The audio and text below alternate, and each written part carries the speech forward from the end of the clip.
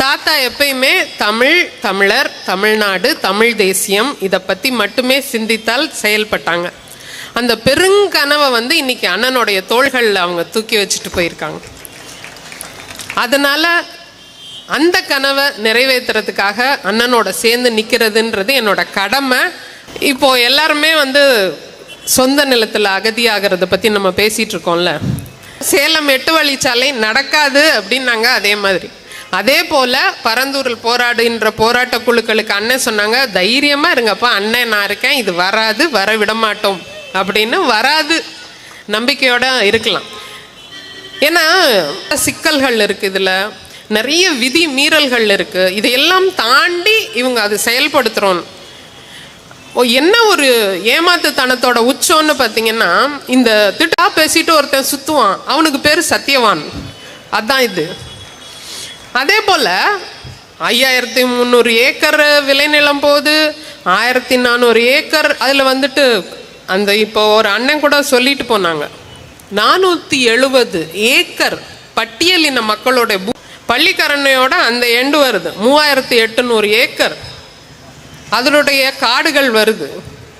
அந்த காடுகள் ஒட்டி இருக்கிற அந்த வனவிலங்குகளுக்கு பார்ப்பானா ஒன்று பறவைக்கும் ஆபத்து, விமான நிலையத்துக்கும் எவ்வளவு பெரிய ஆபத்து இருக்கும். வைக்கிறாங்க, வெறும் 60 கிலோமீட்டர்ல இருக்கு வைக்கிறாங்க.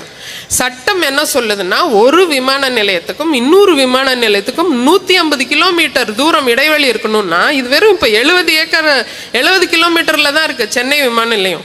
ஏன் உங்களுக்கு இந்த அவசரம்? அது என்ன உங்களுக்கு அப்படியே ஒரு தாரவாத்து? ஏன் இது?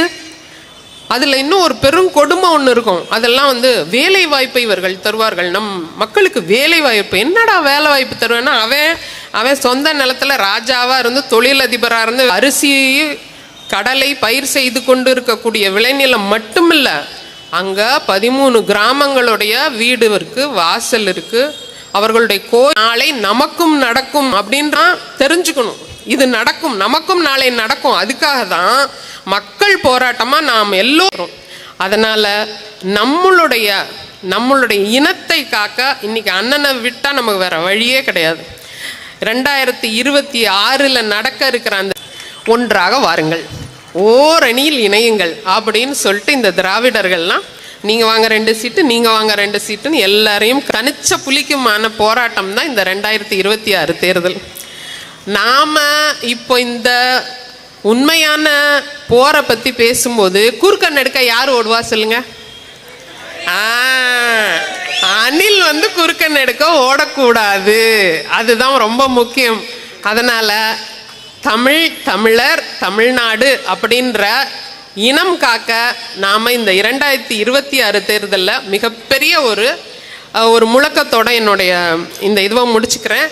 நான் தமிழ் மீட்சிக்குன்னு சொல்லும்போது உறவுகள் அனைவரும் நாம் தமிழர்னு சொல்லணும். தமிழ் மீட்சிக்கு, நாளை ஆட்சிக்கு நாம் தமிழர்.